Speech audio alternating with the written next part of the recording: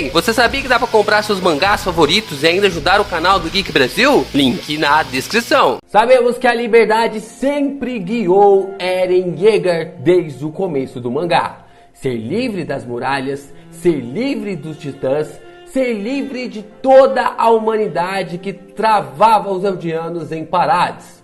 Mas será que essa liberdade tornou Eren escravo do seu destino? Analisando os últimos capítulos, podemos entender que Ymir está o controlando? Vamos analisar todas as ações do garoto Tatakae agora nesse vídeo!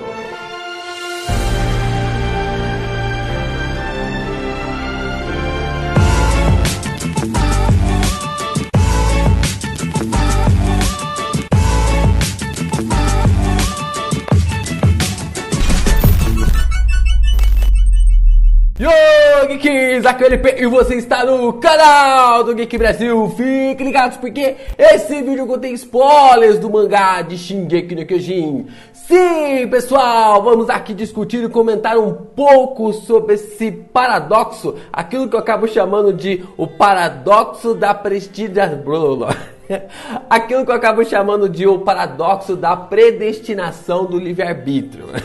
Você vai entender basicamente como uma coisa que não tem nada a ver, como duas coisas que não tem nada a ver, que o Isayama acabou encaixando isso de uma forma inacreditável. Eu vou falar disso daqui a pouco, logo depois de você deixar o seu like, se inscrever aqui no canal e também sair compartilhando esse vídeo para os fãs de Shingeki no Kyojin. É claro, se você também quiser entrar lá na nossa comunidade no Discord, você pode acessar o link através da descrição desse vídeo e também você pode comprar agora o meu livro. Se você é fã de Shingeki no Kyojin, tenho certeza que você vai curtir A Teoria do Caos entre Livros e Robôs. O link também está na descrição desse vídeo. Vamos aqui discutir um pouco mais sobre essa teoria barra análise, né? Mais análise do que uma teoria. Coloca ali alguns pontos específicos no final desse vídeo, mais basicamente como se fosse uma teoria, mas vamos falar do que seria isso. Como que uma predestinação pode estar ligada ao livre-arbítrio e o livre-arbítrio pode estar conectado à predestinação, né? Basicamente é isso que o Isayama quer nos mostrar. É isso que o Isayama quer falar assim, cara, eu coloquei isso e vocês se virem para entender, e é por isso que eu estou chamando de o paradoxo da predestinação do livre-arbítrio. Pode ser um nome bem grande, mas vocês vão entender depois desse vídeo sobre por que eu apelidei sobre isso. Bom, desde o capítulo 131, desde o final do capítulo 131, estou tentando trazer esse vídeo para o canal e não achei o momento certo. Então este é o momento. Cara, durante todo o capítulo de Shingeki, né, durante todos os capítulos ali da obra, do mangá, todas as falas que o Isayama coloca sempre tem algum sentido. Recentemente a gente observou a fala ali da história falando para o Eren de que ela era inimiga da humanidade e que ela é a pior garota do mundo. Então essas falas realmente fizeram todo um sentido ali para o Eren nesse exato momento continuar em frente. O Eren mesmo fala para a história que essas palavras foi que acabou salvando o personagem. Então, nós entendemos que nada que é colocado em Shingeki no Kyojin é à toa, né? De que tudo, que qualquer fala ou propósito, imagem, de que tudo tem o seu propósito. Todas as coisas são para formar um grande quebra-cabeça. E a fala do Kenny ali, antes de morrer, acaba realmente mostrando que o personagem tinha razão. Todas as pessoas são movidas ali por alguma coisa que escraviza ela. Pode ser algo em torno ali de dar ali uma noção para a pessoa, um motivo, um norte, como mulheres, como riqueza, como um destino, um propósito. Todas as pessoas são escravos de alguma coisa. E ali, com o nosso protagonista, não é nada diferente. O Eren também se tornou um escravo daquilo que ele mais admirava, que era a própria liberdade. Mas ser escravo também significa que você se torna servo daquela coisa. Você se torna realmente dependente daquela coisa, independente se for algo do bem ou se for algo do mal. No começo, o Eren tinha essa visibilidade, essa visão de que a liberdade dele iria ajudar os demais eldianos para ser ali algo bom para eles. E pelo que a gente está acompanhando no mangá de Shingeki no Kyojin, para os moradores da ilha está sendo algo excelente, já que eles vão ser os únicos sobreviventes dessa parafernália toda. E o que isso tem a ver com a predestinação e com a liberdade, né? Bom, o capítulo 130 e o capítulo 131, eles brincam demais com isso, né? São dois capítulos extremamente diferentes, né? O capítulo 130, ele encerra o volume 32 e o capítulo 131, ele começa o volume 33. Então, para começar a analisar e observar todas essas circunstâncias de como o Eren acabou colocando a sua liberdade, talvez em jogo, para trazer ali a salvação para os eldianos. Você vai entender um pouco mais sobre isso agora no vídeo. Como nós sabemos, desde o começo do mangá, o Eren sonha com a sua liberdade. Ele realmente visualizava isso através ali dos livros, conversando com Armin. Ele observava isso com todas as conotações, quando ele olhava para as muralhas e imaginava aquilo na sua frente. Ele imaginava isso na conversa que ele tinha com seus pais, sobre entrar na tropa de exploração e visualizar o mundo para fora das muralhas. O Eren sonhava com isso. Esse era o seu sonho de liberdade e todas essas conotações vão ficando cada vez mais forte todas as vezes que o capítulo e os mangá ali, né, mais basicamente o que o mangá acaba avançando. Então esse sonho do personagem vai ficando cada vez mais forte e o pico desse livre-arbítrio do personagem é no capítulo 130. O Eren ali demonstra que está no controle de tudo. Que o personagem realmente está no controle de tudo, que de todas as coisas que aconteceram é realmente algo que o personagem quer. O Isayama passa uma mensagem dizendo que a liberdade do Eren levou ele a conduzir todas essas coisas desde o começo até o capítulo 130. E todas as vontades, todas as maneiras como o personagem se sentiu livre, levou ele até aquele momento. As falas do garoto acabam te convencendo durante todo o capítulo. Ele realmente queria salvar Parades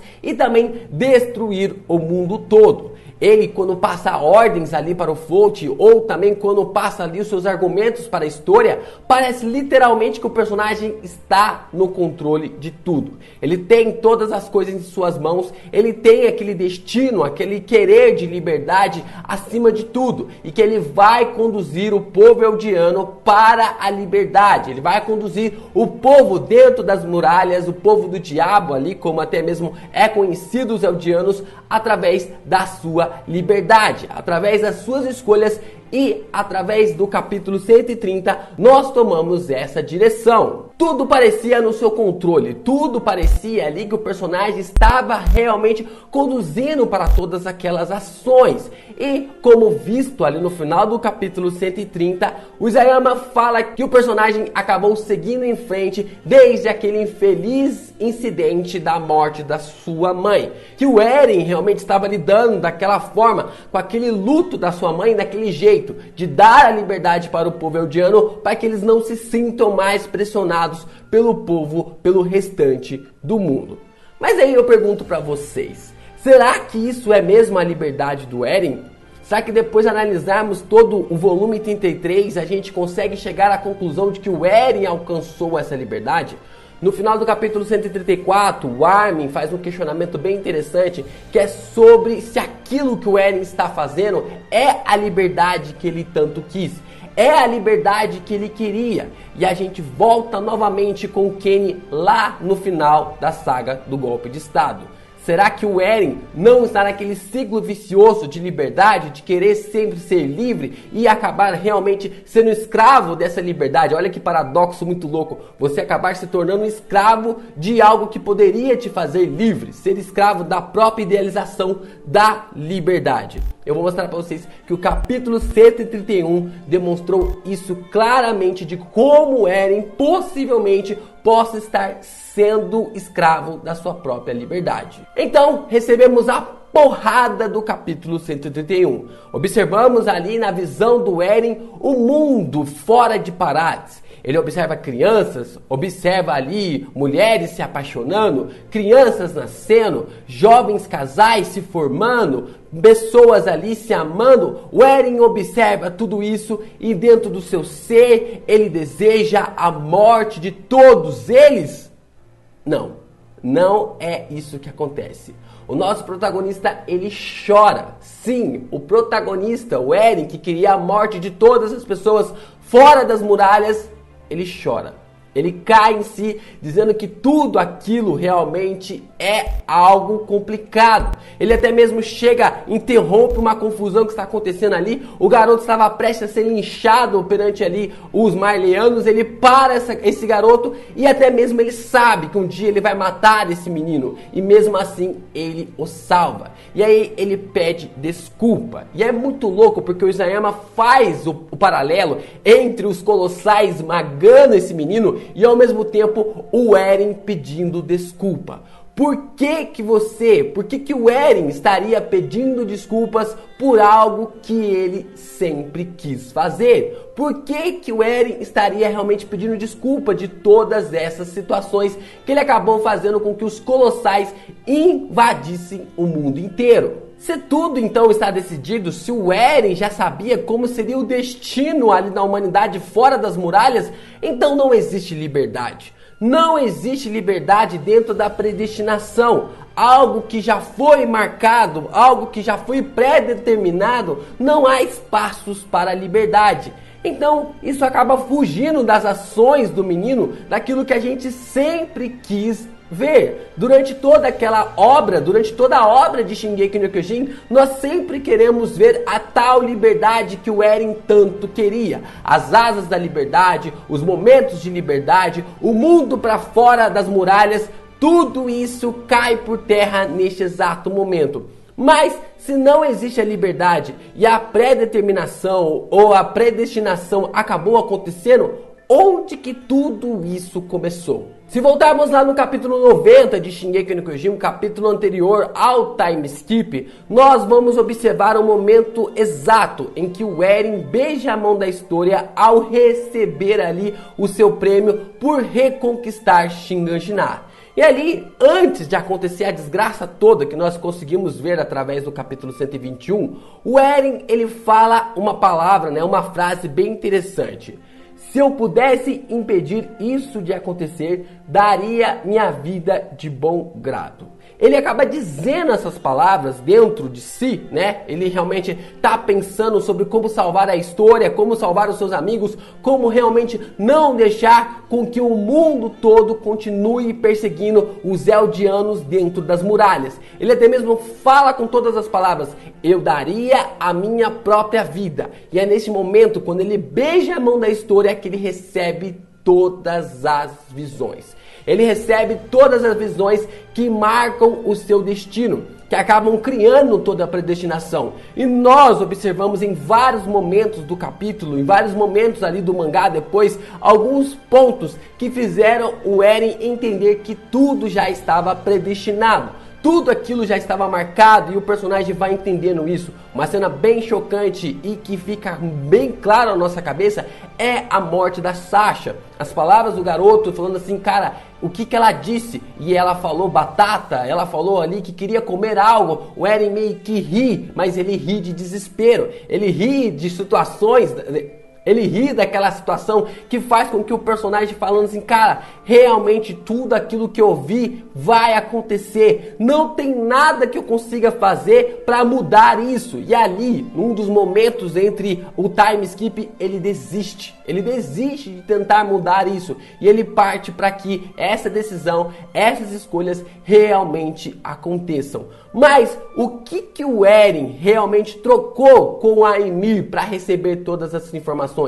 O que o Eren realmente deu em troca para receber todas essas coisas, receber esse plano, já que ele não fazia ideia de como salvar os Eldianos dentro das muralhas? O que dá a entender no final desse capítulo 90 e no decorrer do mangá até o capítulo 134 é que possivelmente o Eren trocou a sua liberdade por toda essa decisão e por toda a sua escolha ali da maneira como ele iria exterminar o mundo, como ele realmente iria fazer etapa por etapa para conseguir vencer os humanos fora das muralhas. Então no capítulo 121 nós observamos que Aimir acabou dando para o Eren aquilo que ele mais queria, que era realmente o objetivo de como salvar ali os humanos dentro das muralhas. E em troca ela arrancou a sua liberdade. Por que ela arrancou a sua liberdade? Porque dentro da predestinação não existe a liberdade naquilo que nós estamos falando dentro de Shingeki no Kyojin. Não estou querendo colocar teologia aqui no meio sobre predestinação, livre-arbítrio, mas aquilo que foi apresentado para nós em Shingeki no Kyojin. Porque o Eren estava preso, o Eren acabou ficando preso nesse destino amarrado. O Eren queria uma solução, Aimir apontou essa solução porque o fundador é através das escolhas da Aimir, e o Eren no futuro acabou mandando essas informações para o Eren no passado, e ele recebeu todas essas escolhas através da Ymir ter aceitado fazer um trato com o próprio personagem. O Eren pode ter desistido também de ter alguma mudança porque tudo está pré-determinado. Se tudo está predeterminado, se eu fizer algo para mudar, aquilo que eu fizer talvez me leve ao destino que já está marcado. Ou também, se eu decidir não fazer nada, essa escolha de não fazer nada pode me levar também para o destino pré-determinado. Olha o paradoxo em que o Eren acabou se enfiando através dessa escolha. Então, nada que o personagem pudesse fazer poderia alterar realmente esse destino. E agora no capítulo 134, muitas pessoas começaram a levantar um questionamento de que Aimir provavelmente esteja no controle de tudo.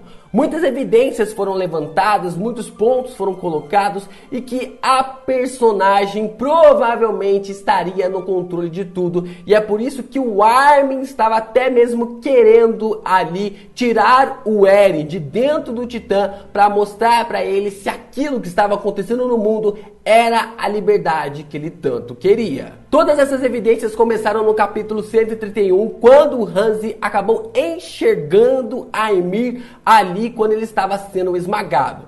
Tudo bem ali algum personagem enxergar a Aimir, mas um Marleano enxergar o poder do fundador? Como assim o Marleano enxergar o poder do Titã fundador? O que o Isayama quis dizer com isso, com o Marleano conseguindo enxergar o poder do Titã fundador? No capítulo 131 também temos o Eren com os olhos fechados. O personagem parece que está dormindo e mesmo assim o Titã fundador continua seguindo em frente. Ele ainda continua seguindo com a sua destruição. E nós observamos também no capítulo 133 o Eren e a Aimir ali com os olhos fechados, com aqueles olhos sombrios que a gente observou a personagem antes do Eren chegar até ela para fazer um trato. Isso significa que a personagem possivelmente poderia estar no controle, ela poderia realmente estar fazendo todas essas escolhas, já que ela e o Eren agora estão do mesmo modo como a Aimir havia ficado todo esse tempo quando servia apenas as pessoas de sangue real. No capítulo 134, nós também vemos o Bestial sendo controlado por alguém. Não sabemos se é o Eren ou se é a Aimir, provavelmente seja a Aimir, mas o personagem ali, né, o Bestial, estava com os olhos totalmente escuros, com as sombras de como a gente já observou o Eren e a Aimir no capítulo 133 e a Aimir durante toda a obra de Shingeki. E a gente observou durante todas essas coisas que possivelmente tem alguma coisa oculta nessa situação. Pelo que dá a entender, no final do capítulo 134, o Armin quer arrancar o Eren de dentro da coordenada para fazer com que o personagem enxergue o que está acontecendo no mundo atualmente,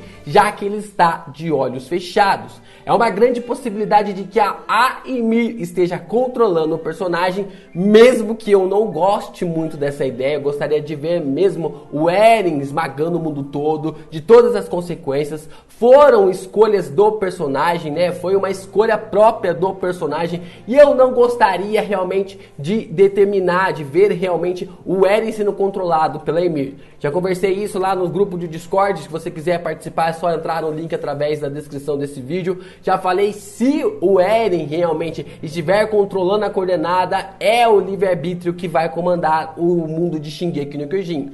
Se é a Ymir que estiver realmente controlando a coordenada, é o predeterminismo que está controlando o mundo de Shingeki no Kyojin, que tudo já estava definido desde lá atrás, desde quando a Ymir acabou realmente tendo contato com a fonte de toda a matéria orgânica, de toda a matéria viva ali em Shingeki no Kyojin. Então, basicamente, essa atitude do Armin de querer tirar o Eren para fora ali da coordenada vai demonstrar como que o personagem vai lidar com toda essa situação. Eu acredito que durante esses próximos capítulos nós iremos ter as respostas finais e provavelmente o capítulo 138 acabe concluindo essa grande história que é Shingeki no Kyojin. Bom, pessoal, espero que vocês tenham gostado desse vídeo. O vídeo ficou grande pra caramba. Eu acho que vai ter um trabalhinho assim na edição, mas vale a pena porque, cara, esse é uma coisa que tava entalado na minha garganta. Eu já queria conversar com vocês sobre isso faz algum tempo, sobre essas questões envolvendo o pré-determinismo, sobre o livre-arbítrio. Se vocês ficaram curiosos sobre esses temas, dá uma pesquisada na internet para vocês verem uma diferença entre um e outra, sobre todas essas coisas. Também no fato do predeterminismo, de eu não fazer nada, e essas coisas, né, essa escolha de não fazer nada me levaram ao objetivo predeterminado. E também, se eu fizer algo para alterar, né, visto bastante em Dark da Netflix, se eu fizer algo para alterar esse destino, essas escolhas, essas atitudes vão me levar literalmente para esse destino marcado. Então, o Eren realmente está num beco sem saída e provavelmente durante mais 2 vídeos que eu vou trazer aqui no canal, nós iremos tentar chegar a uma conclusão de como vai ser esse final de Shingeki no Kyojin. E se você chegou até aqui nesse vídeo, deixa a hashtag o controle de Eren. Sim, porque cada comentário, cada curtida ajuda o canal do Geek Brasil com o seu engajamento. Esse vídeo deu um pouquinho de trabalho e ajuda pra caramba aqui que mais pessoas, mais fãs da obra de Shingeki cheguem até o canal do Geek Brasil. Isso é tudo, pessoal! Valeu!